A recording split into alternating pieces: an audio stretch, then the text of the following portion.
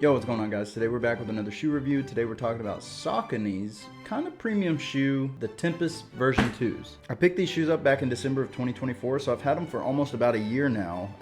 In that time, I've been able to put around 430 miles on them.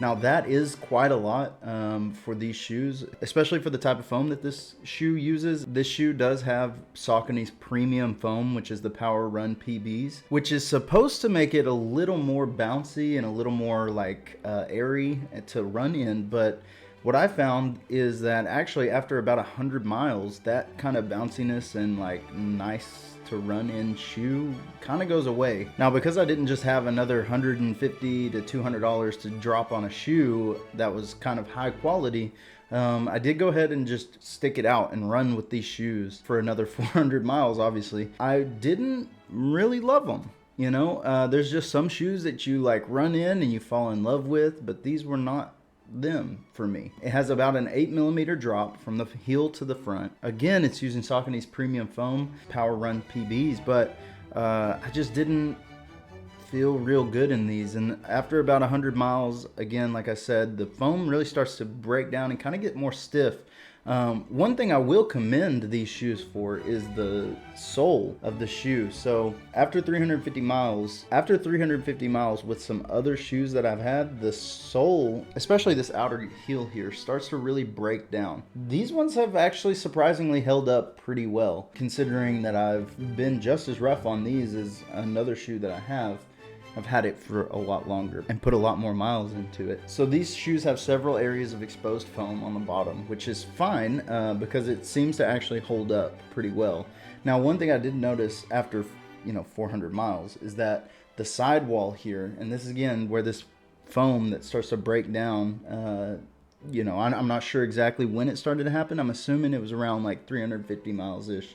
But this foam has started to significantly break down here in the front. Another thing that I will commend the Saucony Tempus on is they do provide really, really, really good stability. It's a very great stability shoe. So if you're looking for a shoe that maybe isn't as bouncy, or maybe not as fast either, but is really good and stable, I would recommend that for this shoe. It does have a very wide toe box, so that's nice in order to maintain stability. You feel really solid when you strike the ground, and that's in comparison with some new shoes that I just bought, the Adidas Adizero Evo SLs, which are not as a stable shoe as this one. So I will, in going direct comparison, this one is very stable. The tongue here is nice. It's a nice length. It is a little thicker, not super thick, but it's a little thicker, so that might hold some sweat if you get really sweaty feet sometimes. But it's got some nice air here in the front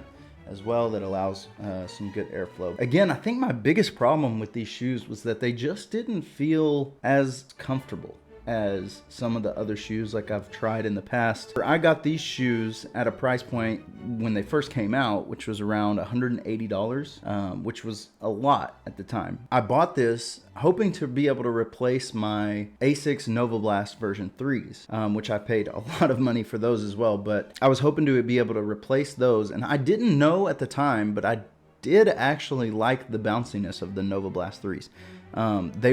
They were actually super comfortable to run in. And had I known at the time what I know now, I would have tried to pick something that had a little bit more bounciness and something that was going to give me a lot of energy return. And these are supposedly supposed to have that, but in my personal experience, I just didn't feel it. Maybe I'm just not using my body to its maximum capacity. Maybe I'm just running incorrectly, but I just didn't find the bounciness of this premium foam. And I've tried some other nice shoes before, but I didn't get it from this one. But because I'm not made of money, I went ahead and did my due diligence and ran these shoes to their complete max. I don't think I could. I think I could run some more in them, but I think it would just be irresponsible on my body at this point. I did find as I was running more and more that my legs and my knees and everything started to hurt as I was putting in a lot of miles in these things. So just something to be wary about if you're going to get these. They might not be the most comfortable ride. Now, I am a bigger guy. I'm about 200 pounds, so that may be contributed some to it. I think overall I would give these about a B- on the how much I like them scale.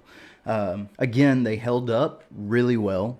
I don't have another pair of shoes that I've ran for 400 miles that held up as good as these ones.